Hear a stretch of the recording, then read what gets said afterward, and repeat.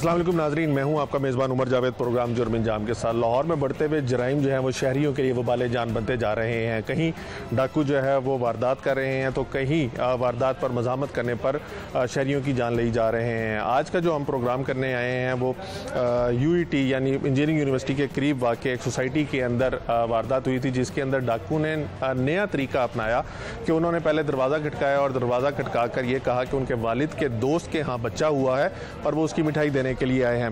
और ये हम इस टाइम उस घर के बाहर खड़े हुए हैं जहाँ पर आप देख सकते हैं कि CCTV कैमरास भी लगे हुए हैं और ये एक निजी सोसाइटी है जिसका इन आउट भी दो ही है, यानी एक तरफ से दाखिला है और दूसरी तरफ से एग्जिट है। और इस सोसाइटी में जगह जगह कैमरास जो हैं वो लगे हुए हैं, लेकिन डाकू इतने शातिर थे कि उन्होंने ये CCTV फुटेज से भी वो बच गए। और जब वो यहाँ पर दाखिल हुए, दरवाज़ा खटकाने के बाद बाकायदा बेल करने के बाद वो दाखिल हुए थे, किस तरह से उन्होंने ये वारदात की और क्या क्या चीज़ें हुई, ये तमाम जो है उनके घर वालों से जानते हैं। ये बच्चा हमारे साथ इस टाइम मौजूद है।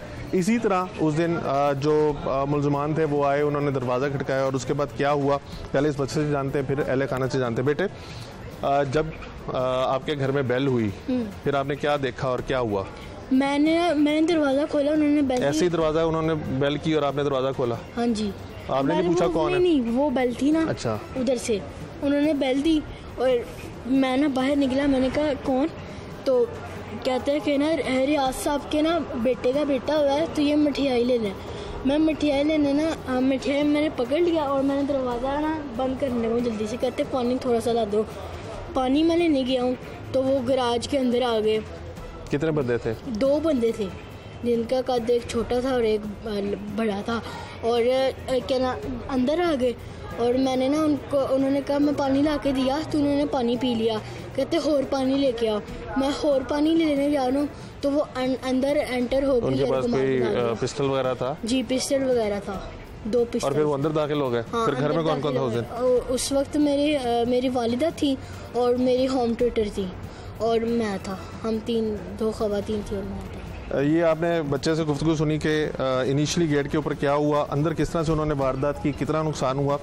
आप देख सकते हैं कि बच्चे के मुताबिक वो यहाँ पर आए, यहाँ पर कुर्सियाँ वगैरह पड़ी हुई हैं और यहाँ पर आके उन्होंने पानी वगैरह पिया डाकुओं ने और उसके बाद जो है वो फिर घर में अंदर दाखिल हो गए और अहले खाना को यरगमाल बनाया। अहले खाना से जानते हैं, मुद्दई मुकदमा भी हमारे साथ घर में मौजूद है, उनसे जानते हैं कि कितना नुकसान हुआ और अब तक पुलिस की जानिब से क्या कोई उनको पेशरफ के बारे में आगाह किया गया, कोई डाकुओं की शनाख्त वगैरह हो सकी कि नहीं आई है?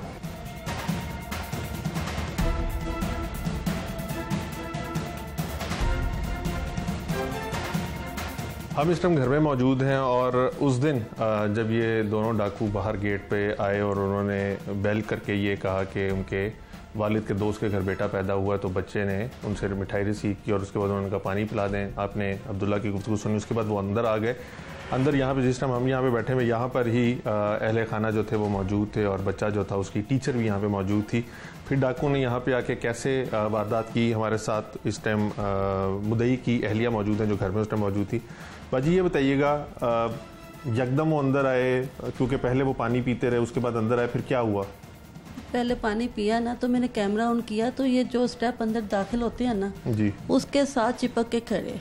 तो मैं बड़ी परेशान हुई, ये यहाँ क्यों मेरे जहन में नहीं आया कि उन्होंने कोई ऐसी हरकत भी नहीं की जिससे हमें शक पड़ता।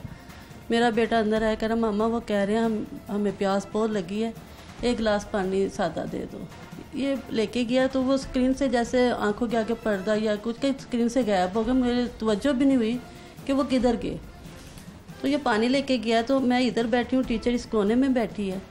एकदम ये दरवाज़ा थोड़ा सा खुला है, वो ऐसे आधी गर्दन अंदर करके देखा तो मैं समझी शायद कोई ना वाकफ़ है, वो बताने के लिए आया कि मैं उनके घर से आया हूँ, मिठाई जिनके घर से आई है। साथ ही वो अंदर आया और ये इस सोफे के ऊपर गन रखी है और ग्लव्स पहनने शुरू कर आवाज़ ना निकले। अब्दुल्ला को वो जो दूसरा लड़का था वो बाद में लेके आया। ये इसकी आवाज़ आई, अंकल आप अंदर क्यों जा रहे हो, अंदर क्यों जा रहे हो? साथ ही अंदर आ गए। तो मैं इधर भाग के इधर आ गई हूँ टीचर के पास। तो उन्होंने, एक ने ग्लव्स पहने, दूसरे ने हमारे ऊपर ना गन तान ली। तो वो कह रहे हैं ये बालियाँ उतारो। मैंने बड़े शराफत से बालियाँ उतार के इधर रखी। सबसे पहले उन्होंने अब्दुल्ला का मेरा मोबाइल उठा लिया, यहाँ पावर बैंक पड़ा था वो उठाया, जिसमें उन्होंने पानी पिया था वो गिलास बैग में रखे, मिठाई का डिब्बा वो शोल्डर बैग था उनके पास। यहाँ से उन्होंने मेरा नाम मेरे से पूछा, चाबियाँ कहाँ है कि कोई चीज़ तो एक झटके से ये दराज खोला है, इसमें 4-5 हज़ार मुख्तलिफ कैजुअल जो बैग होते हैं उसमें था। चाबियाँ पास पड़ी थी जो अंदर ओपन करना होता है डोर वगैरह। उन्होंने चाबियों को छेड़ा ही नहीं, बैग उठाया और अंदर चले गए। एक हमारे सर पे रहा, एक अंदर चला गया। वो ज़रा छोटे कद का था, ज़रा हेल्दी था। बोले वगैरह नहीं? बिल्कुल भी नहीं बोलते रहे हैं, डांटते हैं, माँ जी आप ऐसा, माँ जी बहन जी ऐसे करके बोलते रहे। अच्छा।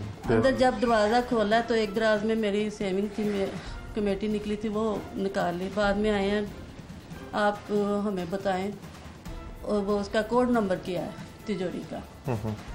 तो मैं क्या भाई मुझे तिजोरी कहीं पे बाहर ही पड़ी हुई थी? वो ओपन डोर होता है ना, तो वो ओपन हो जाती है, अंदर ही थी।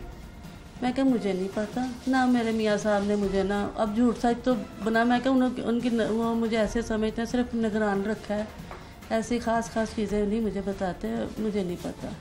लो ये कैसे हो सकता है, आपका बेटा अजीज़ है। शुरू उन्होंने हमें डराया, धमकी दी, बेटा अजीज़ है, बेटे से कह रहे हैं कि आपका अपनी माँ अजीज़ है। तो मैं कह रहा मुझे पता ही नहीं, मैं कैसे करूँ, फ़ोन दो, मैं अभी हॉस्पिटल से आई हूँ, उनको पता मेरी कंडीशन सही नहीं है। तो मैं उनको कहती हूँ मेरे पास पैसे कम हो गए हैं, बहाने से मुझे कोड बताएंगे तो मैं आपको बता देती हूँ। कहते हमें पागल बनाया। वो फिर चला गया, फिर आया, हमें वो डराता रहा दूसरा इधर से, माँ जी मैं क्या ये देख कुरान पाक पढ़ा है, इसका वास्ता हमें जो मिल गया ना लेके चले जाओ। कह रहा है आप परेशान ना हो माँ जी, हम आपसे भी ज़्यादा बहुत मजबूर हैं, 7 महीने के बाद आपके ना ये अमानत वापस कर देंगे। मैं कहा फिर आप क्या, जो मिल गया ले जाओ, वैसे उधार मांगो, अगर अमानत यानी 7 महीने का क्या क्या गया कि 7 महीने बाद आपकी रकम लौटा देंगे। अच्छा। मैं क्या अगर आपको इतनी ज़रूरत है डायरेक्ट मांगो कि हमें इतने पैसों की ज़रूरत है, हमें उधार दे दो इतने 7 महीने का। मैं क्या आप जवान जहान हो, माँ जी बड़े एहतराम से वो वाला बोलता है, वो दूसरा आता तो ज़रा बदतमीज़ी से बोलता था, हाथ वगैरह नहीं लगाया। फिर उसको उसने कपड़े वगैरह निकाले हैं, शायद उसके हाथ वो चाबी लग गई है, क्योंकि पीछे मेरे भाई की बहन की डेथ हुई ना, चाबी मैंने इनको करा दी थी कि मैं अंदर बाहर जा रही हूँ, वो कपड़ों के नीचे इन्होंने रखी थी।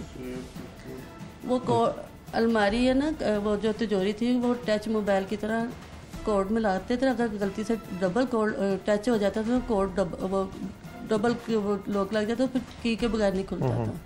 वो इसलिए इन्होंने ले ली, क्योंकि मैं एक दफ़ा शॉपिंग करने के लिए गई अपनी बाजी की तरफ, तो इन्होंने फ़ोन करके ली है।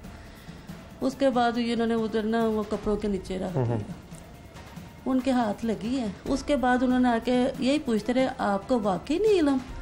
आए हैं तो जब चाबी मिल गई तो मेरा अपना आइडिया कि उन्होंने आके पूछा कि सेफ में आपने अलार्म तो नहीं लगाया। मैं कहा भाई हो सकता मैंने खोली नहीं, मैं अलार्म का कैसे, मैं तो उनको डरा रही थी कि किसी तरह वहाँ तक ना पहुँचे, अंदर कोई खुफिया कैमरा है। मैं कहा भाई पीछे इन्होंने आदमी बुलाए थे, हो सकता है, मैं बता रही हूँ ना, मुझे इतनी अहमियत नहीं देते, उन्होंने अपना काम करवाया। मेरा बेटा खौफ की वजह से ना एकदम मेरी मामा की हमारी जान छोड़ दो, जो मिलता ले जाओ, ना खुफिया कैमरा है ना हमारी अलमारी में अलार्म है।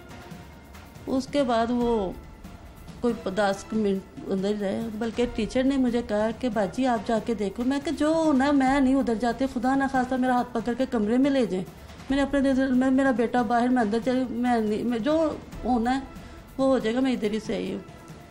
फिर वो आए हैं बाहर, अंदर से मेरे एक शर्ट और एक दुपट्टा हमारे ऊपर फेंका उन्होंने, ये अपनी आंखें बंद कर लो, हमने जाना माँ जी, अगर आपने शोर मचाया या चीखो पुकार डाली तो नुकसान आपका है। आपके घर में कितने कैमरे लगे हुए? काफ़ी कैमरे लगे हुए। जो बाहर है वो ही है। तो उनको कैसे पता था कि डीवीआर वगैरह कहाँ पे पड़ा है? इधर ही पड़ा था सामने। अच्छा, इधर था, तो वो जो इधर वो कब उतारा डीवीआर उन्होंने? बिल्कुल एंड पे। जो इधर खड़ा था वो बार बार मेरे से पूछता रहा कि ये रिकॉर्डिंग है। मैं कह नहीं बेटा ये सिर्फ मेरी वजह से लगाया कि मैं दरवाज़ा खोलने में ना दिक्कत ना हो, अगर किसी के लिए खोलना तो मैं ओपन करूँ, नहीं तो नहीं। वो फिर वो जाने लगा ना, वो ना जब कोई दरवाजे से गुजरता है ना तो उसका मोनोग्राम वो तस्वीर आ जाती है, रिकॉर्डिंग का निशान आता है। उस टाइम सामने से बिल्ली और रेडी एक गुजरी है, सामने सामान आया होगा, वो निशान आ गया कि रिकॉर्डिंग हो रही है। तो वो आए, कहते हमें पागल बना रहे थे। जो अंदर वो ज़्यादा कर रहा था, इधर वाला जो था ना वो ज़रा, हम उसे कहते थे गन हटा लो, वो हटा भी लेता था। एक ग्रे कलर की और ब्लैक और गोल्डन सा कलर की थी गन उनके पास। और कितनी देर है वो अंदाज़ा नहीं? वो तकरीबन 3:45 या 3:40 पे आए हैं और 4:20 पे 25 वो पे। दोनों बातें करते रहे, कोई आवाज़ जानी पहचानी तो नहीं लगती थी? वो जो लड़का इधर खड़ा था ना, उसने ज़्यादा, उसकी आवाज़ ना मेरे कानों में ऐसे महसूस होता मैंने उसकी कहीं सुनी है।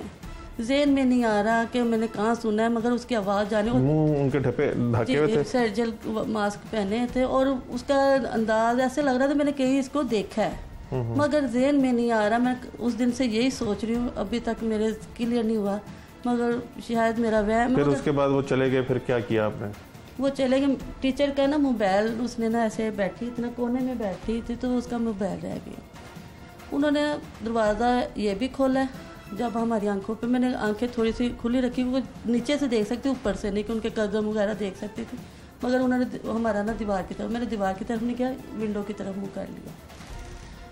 वो ना दरवाज़ा बाहर का भी खोला उन्होंने, फिर बंद करके फिर अंदर आए हैं कि वो ना पता नहीं टीचर ने, मैंने तो हल्का सा वाला कहते आपने आंखें नहीं बंद की, बंद हो नहीं तो नुकसान उठाओगे।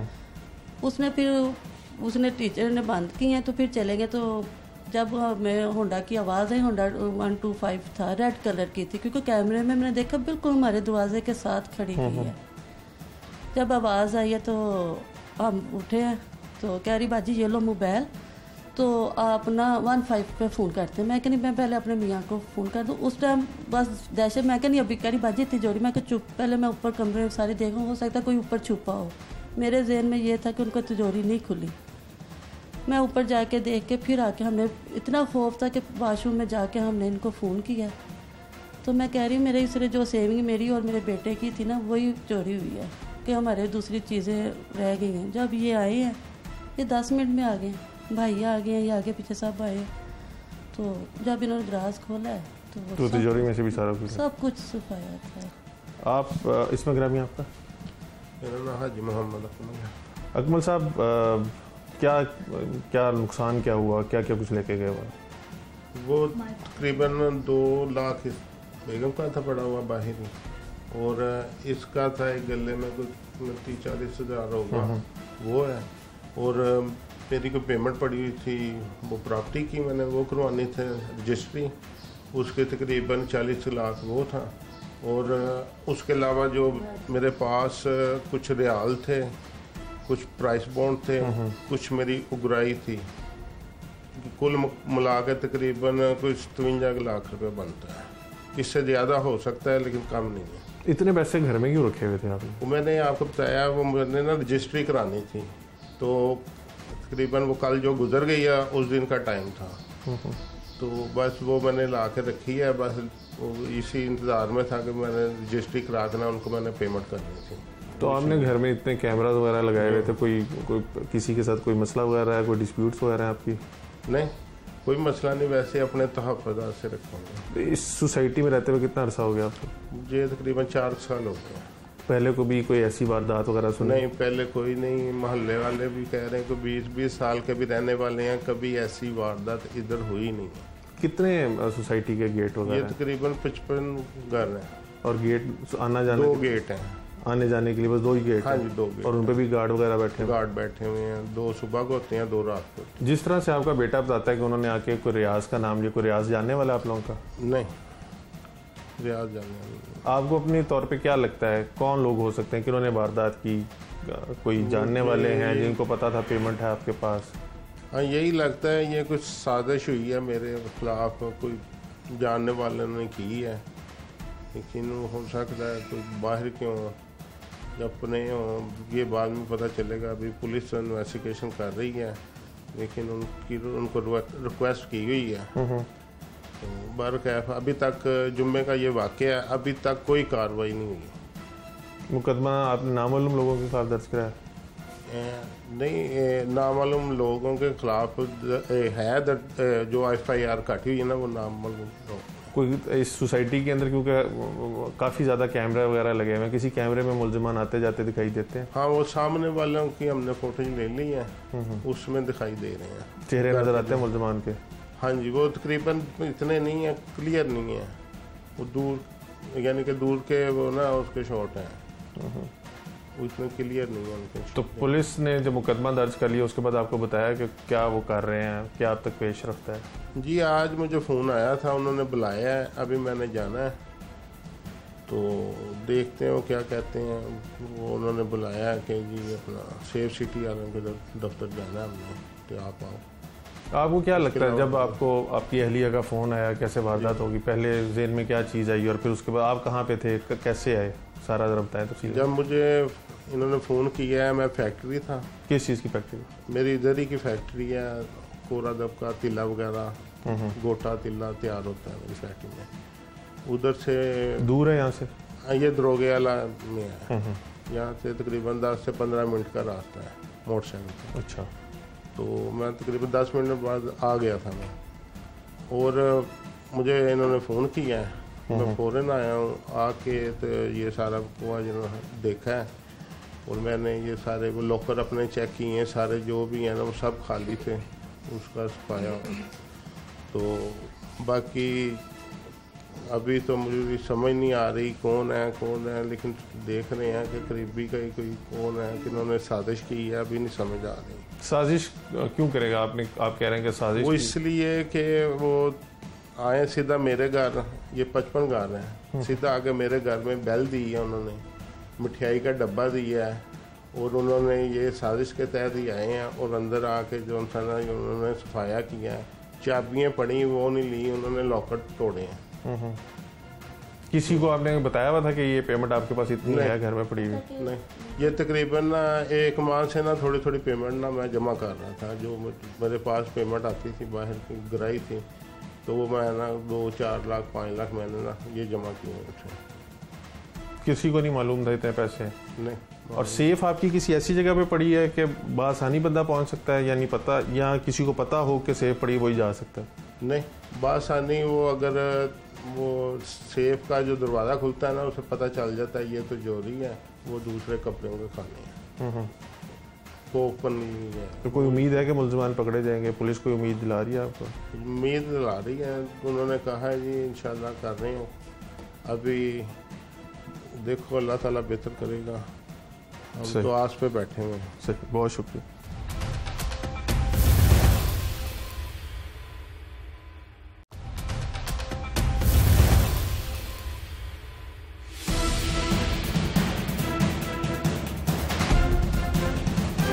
अकमल साहब के कुछ रिश्तेदार और मोहल्लेदार हमारे साथ मौजूद हैं, इनसे जानेंगे कि ये सारे इसी सोसाइटी में रहते हैं, क्या पहले कभी इस तरह का वाकया हुआ था, और जिस तर्ज के ऊपर ये वारदात हुई है इसके बाद सोसाइटी में कितना खौफ राज पाया जाता है कि मुलजमान एक बंद सोसाइटी के अंदर आके वारदात करते हैं और वारदात करके दोबारा वापस भी चले जाते हैं। तो सोसाइटी भी ऐसी है कि इसके गेट के ऊपर गार्ड भी बैठे हुए हैं। इन तमाम से इनके व्यूज़ जानते हैं। भाई, आपको जब ये पता चला आप उस टाइम कहाँ पे मौजूद थे, और फिर उसके बाद आप यहाँ पे आए, मुझे पता चला कि आपने भी यहाँ पे विज़िट किया, तो क्या आपका इसके ऊपर क्या तासरात हैं आपके जिस तरह ये वारदात हुई?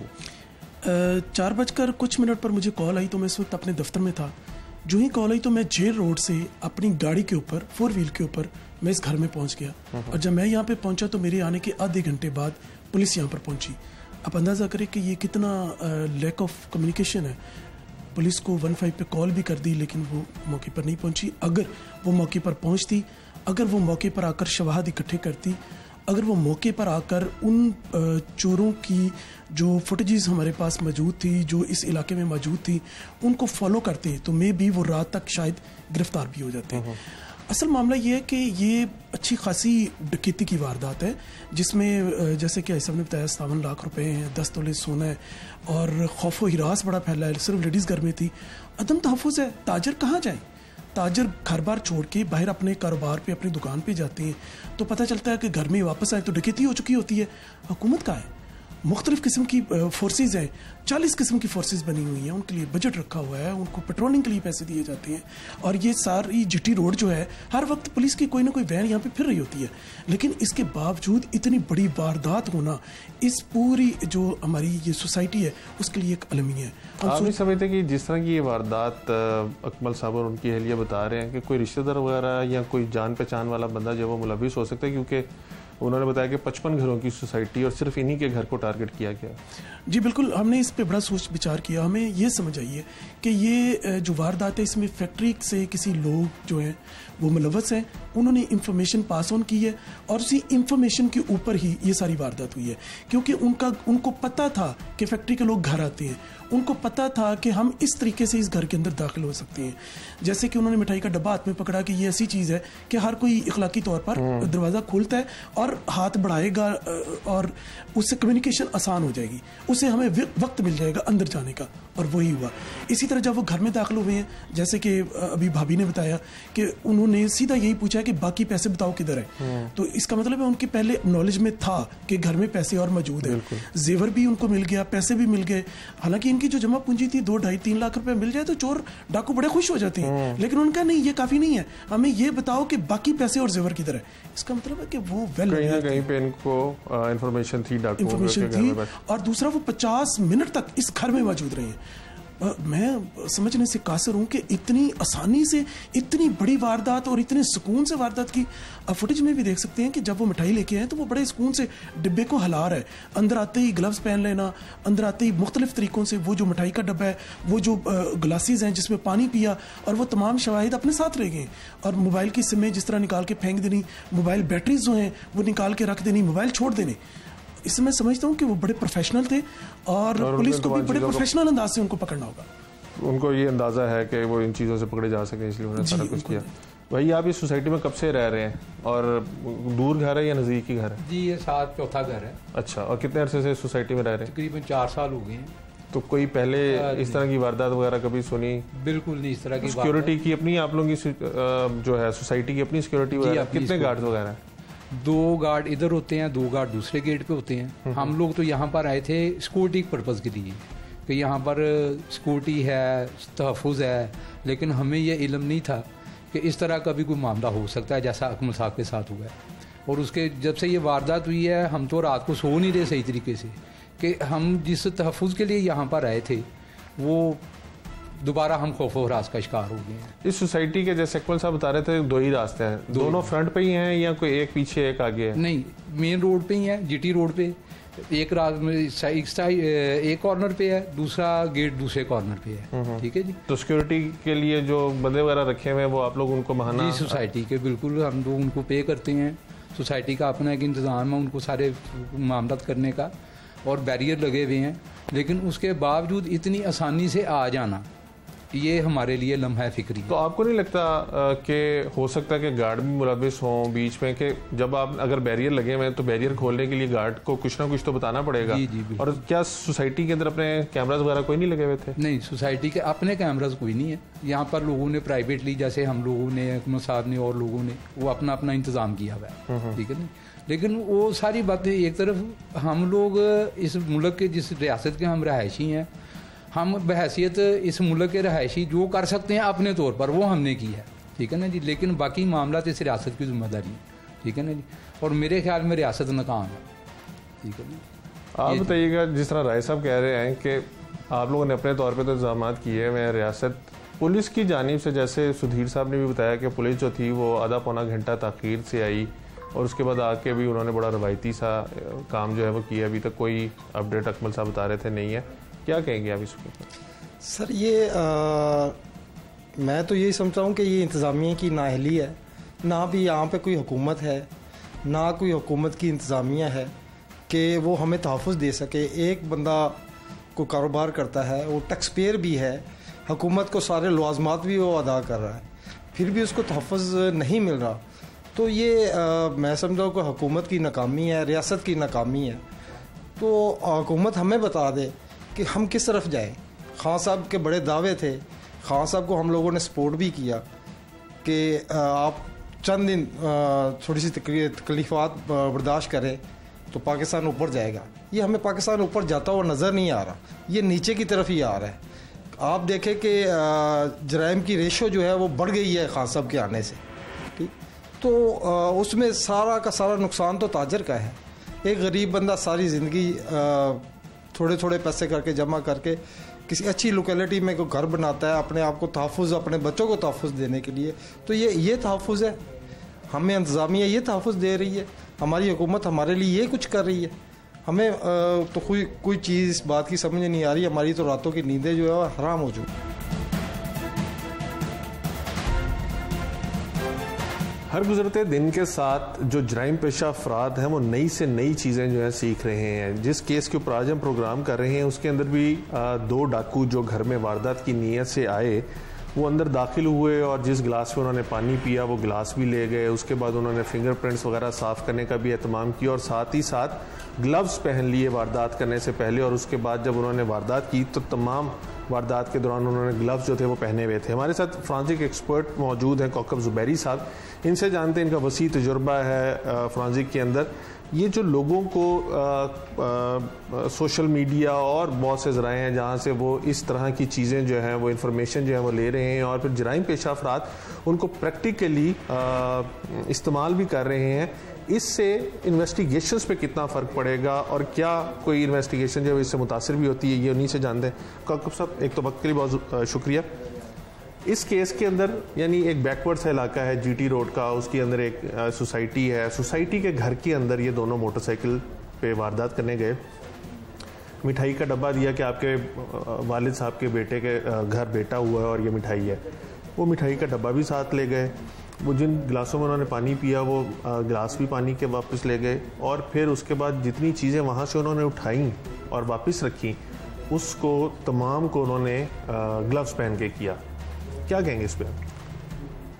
देखिए, इस सारे सिनेरियो में आपकी जो क्राइम सीन इन्वेस्टिगेशन की जो टीम है वो बहुत अहम है। जो आपका इन्वेस्टिगेटर है, अगर मैं उस जगह होता तो मैं कई चीज़ें इस जगह में सोचता।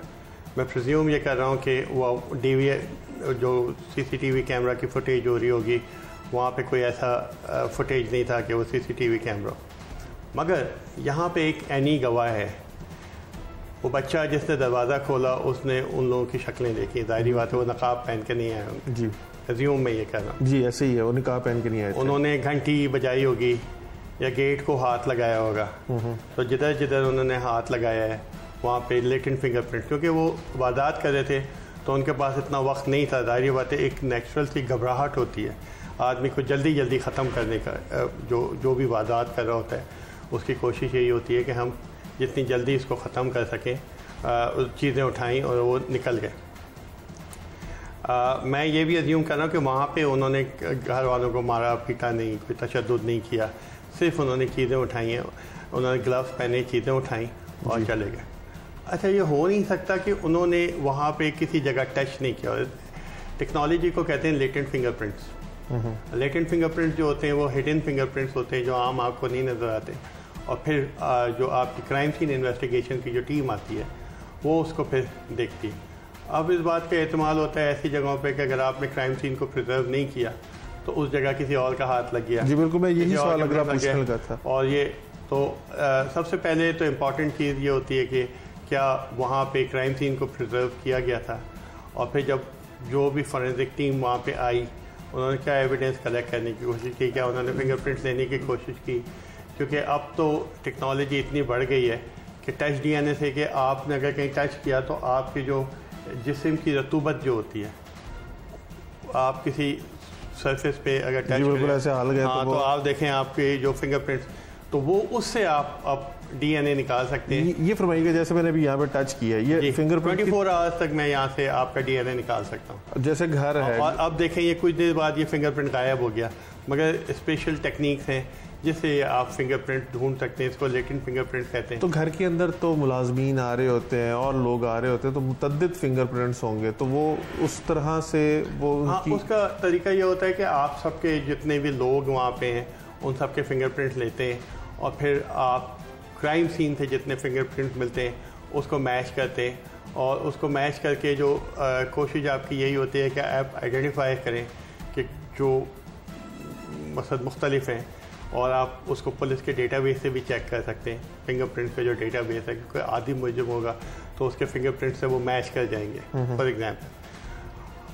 दूसरी चीज़ ये कि आपको ये देखते हैं कि वहाँ से जब मोटरसाइकिल निकली तो ज़ाहिर बात है मोहल्ला है, एक छोटी जगह आपने बताया, वहाँ पे और भी लोग होते हैं, हो सकता है किसी ने मोटरसाइकिल देखी हो, कोई साख देखी हो, जाहिर बात है कि वो लोग जो है जल्दी में निकले होंगे, तो वो एक अनयूजुअल एक्टिविटी किसी ने देखी हो, मोटरसाइकिल की साख्त होती है, वहाँ पे उसके टायर के प्रिंट्स होते हैं और इस तरह की चीज़ें भी आप उसको वहाँ से फुटप्रिंट्स होते हैं, अगर किसी के फुटप्रिंट वहाँ पे है, और इस तरह की चीज़ें जो है आप हमारे कुछ जो केबल के ऊपर चैनल्स आते हैं वो बहुत सी ऐसी चीज़ें दिखा रहे होते हैं जिसके अंदर वो बता रहे होते हैं कि फॉरेंसिक साइंस ने क्या क्या तरक्की कर ली और किस तरह से मुल्ज़िमान जो है वो अपने आप को बचाने की कोशिश करते हैं। और फिर सोशल मीडिया और डिजिटल मीडिया जो है वो भी बहुत सी ऐसी चीज़ें बताता है जो मुल्ज़िमान जो है, यानी कई मुल्ज़िमान पकड़े गए तो वो बताते हैं कि हमने फ़लाँ मूवी के अंदर ये वाला सीन देखा था तो हमने उसको रिपीट किया।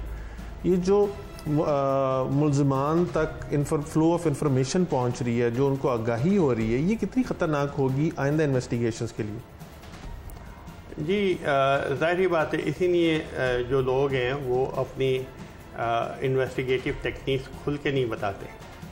आप देखें कि हम भी कई दफ़ा ऐसा होता है कि आपको एक जनरल बात बता रहे, तो इन्वेस्टिगेटिव टेक्निक्स जो हैं वो छुपी हुई होती हैं, क्योंकि वो एंटी फोरेंसिक्स का उसके ऊपर कोई एंटी फोरेंसिक टेक्निक्स नहीं यूज़ करें उसके ऊपर, क्योंकि हर ज़माने में जो परपेट्रेटर जो होता है वो आपसे एक स्टेप आगे होता है, बिल्कुल यूनिकनेस में और उसकी रिसोर्सेज जो होती हैं और उसके, तो वो है। बट मगर मैं ये बिलीव करता हूँ कि कोई भी ज़हीन चोर नहीं होता, अगर वो ज़हीन होता तो मेहनत से रोटी कमाता और मेहनत से कामयाब होता। बिल्कुल, जब आदमी किसी की चोरी करता है इसका मतलब होता है कि वो सही रास्ते से पैसे नहीं कमा सकता, तो is looking for a shortcut. Lastly इस अगर पर्टिकुलर केस की हम दोबारा बात हमेशा करें, पकड़ा जाता है at the end of the day, कहीं ना कहीं से वो पकड़ा जाता है, आज नहीं तो कल।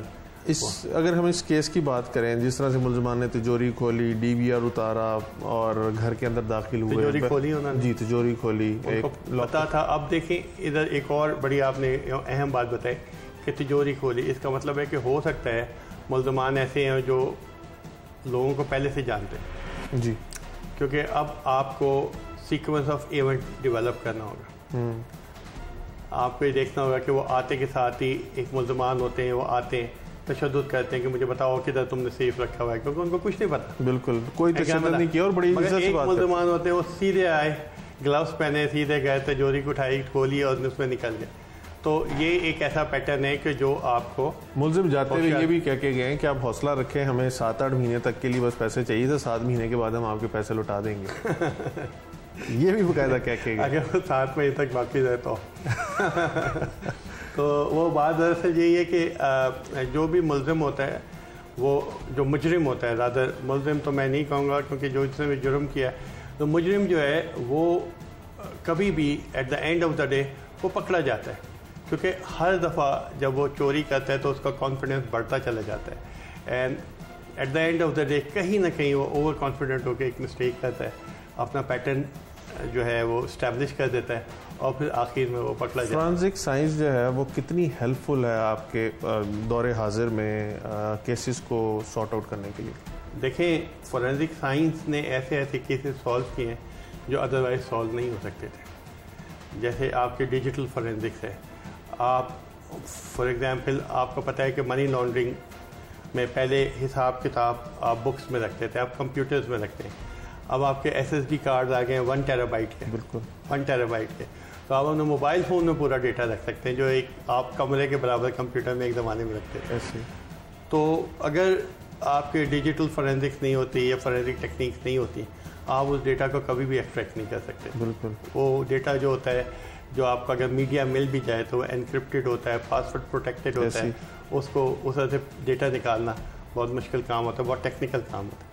तो फॉरेंसिक साइंस ने जितनी तेज़ी से तरक्की की है, उसने कई पुराने मुजरिमों को, मुल्ज़िमों को साबित किया है कि इनकी सज़ा हो गई थी कि ये बेकसूर हैं, और कई बेकसूरों को उन्होंने साबित किया है कि ये मुजरिम है। ये तो फॉरेंसिक साइंस की इंतहाई अहमियत है अगर उसको अच्छी तरह से यूटिलाइज करें। आने वाले दिनों में जो केसेस हैं वो टेक्नोलॉजी बेस्ड केसेस होंगे, और वो जो है वो बग़ैर फोरेंसिक टेक्निक से नहीं सॉल्व हो सकते। और इसमें मैं ये कहूँगा कि पाकिस्तान अभी भी फोरेंसिक साइंसेस में बहुत पीछे है। पाकिस्तान में ज़रूरत है कि हम फोरेंसिक और ख़ास तौर से डिजिटल फोरेंसिक्स को आगे बढ़ाएं और इसकी ज़्यादा से ज़्यादा ट्रेनिंग्स करें और क्वालिफाइड लोग लेके आएं फील्ड में। बहुत शुक्रिया।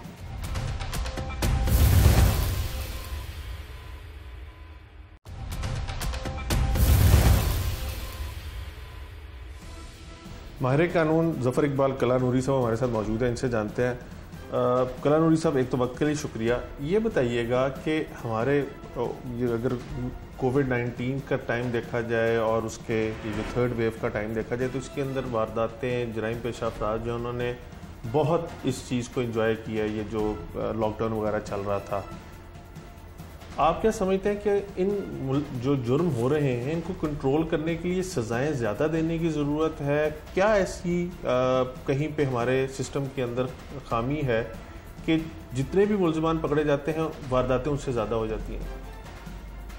देखें जी, बुनियादी बात यह है कि जो क्रिमिनल जस्टिस सिस्टम पाकिस्तान में प्रेवेलेंट है ना, मैं समझता हूँ बाकी दुनिया के मुकाबले में बहुत दकियानूसी है। हम क्राइम सीन को कभी प्रोटेक्ट ही नहीं करते, जो कि सबसे ज़्यादा ज़रूरी तो वो है। दुनिया भर में जब भी कोई जुर्म होता है तो एक येलो टेप लगाकर वहाँ से उन्होंने साइंटिफिक एविडेंस या फोरेंसिक्स लेने के लिए सबसे पहले कोशिश करनी है। बेनज़ीर भुट्टो के केस में इतनी हाई प्रोफाइल बड़ी लीडर की 1 घंटे के अंदर सारे का सारा क्राइम सीन वॉश करके ज़ाया कर दिया, तो आपने एविडेंस कहाँ से लेनी है? यहाँ पे लोग वॉक कर रहे होते हैं, एक बात। दूसरा, हमारी जो इन्वेस्टिगेटिंग एजेंसीज़ हैं उनके अंदर जो लोग हैं उनकी जदीद खतूत के ऊपर कोई ट्रेनिंग नहीं हुई, उनको नई टेक्निक्स का पता ही नहीं। सही। अब इन्वेस्टिगेशन इतनी बुरी होती है, जब इन्वेस्टिगेशन इतनी बुरी होती है तो नेचुरली वो कोर्ट में जाके लोग सहारा लेते हैं उस बात का, और benefit of the doubt goes to the accused. वो he is considered to be the blue eyed baby of the state. वो उसके अंदर जो झोल होती है उसका फ़ायदा लेते हैं और मुलज़म जो है ना वो बच जाता है। वो कहते हैं कि आप उतनी देर तक गुनाहगार नहीं है जितनी देर तक आप साबित ना हो गुनाहगार। तो ये सारे का सारा माइंड सेट चेंज करने की ज़रूरत है, सिस्टम को चेंज करने की ज़रूरत है और ट्रेनिंग जो है उनको लाने की ज़रूरत है। अब आजकल एक बज़ वर्ड है जी, फोरेंसिक्स फोरेंसिक्स फोरेंसिक्स। मैं आपको ये बात बताऊं कि हमारे कानून शहादत के तहत जो फोरेंसिक्स एक्सपर्ट्स हैं, बेशक वो डीएनए का एक्सपर्ट है, वो फिंगरप्रिंट का एक्सपर्ट है, वो किसी भी और तरह का कोई एक्सपर्ट जो है उसकी एविडेंस कोर्ट के ऊपर बाइंडिंग नहीं है। उसने कोर्ट में आना है और उसके नॉलेज को चेक किया जाएगा बाय क्रॉस एग्जामिनेशन, और फिर उसकी जो रिपोर्ट है उसकी ऑथेंटिसिटी भी चेक की जाएगी। फिर कोर्ट की मर्जी है कि उसके ऊपर वो रिलाय करे या ना ले। तो एक मुआवनत है, बाइंडिंग तो उसकी नेचर है ही नहीं। हमने अभी तक अपने कानून शहादत को भी उस लिहाज से अमेंड नहीं किया, और ख़ास तौर पे ये जो अब साइबर वर्ड आ गया है इसकी तो बिल्कुल एक वेग फॉर्म में है कि जी जदीद मीन से ली हुई एविडेंस भी एडमिसिबल होगी, ये कह दिया गया है। लेकिन अभी तक आपकी जो फैक्ट्स है एडमिसिबल नहीं है, आपकी ईमेल्स जो हैं ये एडमिसिबल एविडेंस नहीं है। डीएनए जो स्टेट ऑफ द आर्ट चीज़ है, एक बंदे का दूसरे से डीएनए नहीं मिलता, माँ सिवाय 2 ट्विंस के। और हमारी कोर्ट्स ने ऐसी जजमेंट दी, सुप्रीम कोर्ट की एक जजमेंट आई है कि ये भी एक ऐसे ही एक्सपर्ट है जैसा दूसरा है, उस पर हम रिलाई नहीं कर रहे। कोई हादसा हो जाए, कोई वारदात हो जाए तो हम डीएनए की हेल्प लेते हैं, लेकिन कोर्ट सिस्टम में जो जजमेंट्स है वो कहते हैं जी इस पर रिलाई नहीं करना। एक ज़र्रा जो है उससे आज 10 साल पुराना जुर्म जो है वो डिग आउट किया जा सकता है। और ये जो वार अगेंस्ट टेरर है ना जी, ये एक ब्लेसिंग इन डिस्गाइज भी कुछ लिहाज से है कि हमारे मुल्क में बड़ी जदीद किस्म की लेबॉर्ट्री हैं। अब डीएनए के बारे में state of the art laboratories यहाँ पे मौजूद हैं। अब तो फोरेंसिक साइंसेज के ऊपर काम हो रहा है, तो कंप्यूटर डिजिटल फोरेंसिक्स की भी यहाँ पे लेबॉर्ट्रियाँ बन रही हैं। लेकिन ये सारी चीज़ों का हम इस्तेमाल जो है अपने इन्वेस्टिगेटिव सिस्टम में और कोर्ट के अंदर बिल्कुल नहीं कर रहे, तो हम उस लिहाज से बहुत पीछे हैं। जब भी जिसके घर वारदात होती है उसके घर जाके अगर पूछा जाए तो वो कहते हैं कि जी पुलिस जो है वो इन्वेस्टिगेशन अच्छी नहीं कर रही, मुलजमान को पकड़ नहीं रही। मुलजमान पुलिस के पास जाए तो पुलिस कहती है कि मुलजमान को पकड़ा था लेकिन वो अदालत से रिहा हो गए तो वो बाहर आ गए। कहाँ पे कमियाँ हैं जो ये एक जो पूरा एक सर्कल चलता है कि घर से चोरी, मुलजमान की गिरफ्तारी, अदालत और अदालत से जेल और जेल से रिहाई, उसके अंदर कहाँ पे लैकूनाज हैं कि मुलजमान जो हैं वो उतनी ही तवातर से वारदातें करें जितने तवातर से पुलिस दावा करती है कि पकड़िए। जी देखें, जितना बड़ा कोई जुर्म करने वाला है उतना बड़ा वो वकील हायर कर लेता है। और अब ये जो एडवर्सरियल सिस्टम ऑफ प्रैक्टिस है दुनिया के अंदर, ये जो जुडिशल सिस्टम है ये नाकाम हो चुका हुआ है। अब एक सिस्टम है जो इंक्विजिटोरियल भी है। अगर मौके के ऊपर जज साहब खुद पहुंच जाएं वारदात होने के बाद और वो सुपरवाइज करें इन्वेस्टिगेशन की स्टेज से, फिर प्रोसिक्यूशन को भी देखें और फिर ट्रायल भी करें, और उसका जल्दी जल्दी ट्रायल हो तो नेचुरल गवाह भी आएंगे और फैसला भी हो जाएगा। हमारे जज साहब ये कहते हैं कि जी 2 वकला हैं, वो एक दूसरे के खिलाफ पिटेड हैं, वो कहते हैं सच खुद ही उभर के सामने आएगा। अब जाहिर है कि जितना बड़ा कोई जुर्म करने वाला है उसके पास पैसे भी ज़्यादा हैं, वो उतना बड़ा वकील कर लेता है, उतनी झोल उसके अंदर पैदा हो जाती है और बंदे जो हैं वो बच के निकल जाते हैं। तो अब ये जो हमें कोई ऐसा सिस्टम लाना चाहिए, कंपोजिट सिस्टम, कि जज साहिबान जो हैं वो खामोश तमाशा ही नहीं बने, बल्कि वो जाके इनिशियल स्टेज से सुपरवाइज करें। ये भी हमें चेंज करना पड़ेगा। दूसरा देखिए, रूल्स जो है ना, पुलिस के रूल्स भी बहुत पुराने हैं।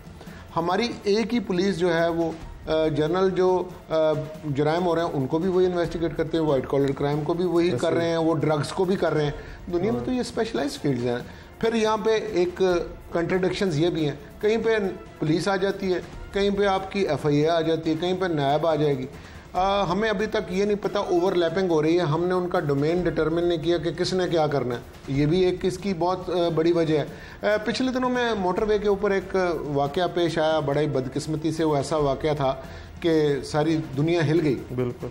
तो मैंने एक तजवीज़ दी थी, मैं आपके तवज्जुह से दोबारा देना चाहता हूँ कि ये जो एक आपको डाटा बनाना चाहिए, ऐसा बैंक बनाना चाहिए कि बंदों के आप सैंपल ले लें, तो जो एक दफ़ा कभी जेल चले गए किसी भी सिलसिले में, अगर हमारे पास वो पूरे का पूरा बैंक हो और इसके अलावा आप उनके फिंगरप्रिंट्स जो हैं वो रख लें, तो आपको इतने लोगों के फिंगरप्रिंट्स करने की या इतने लोगों का DNA करने की ज़रूरत नहीं होगी और फौरी तौर पे जो है मैच कर सकेंगे।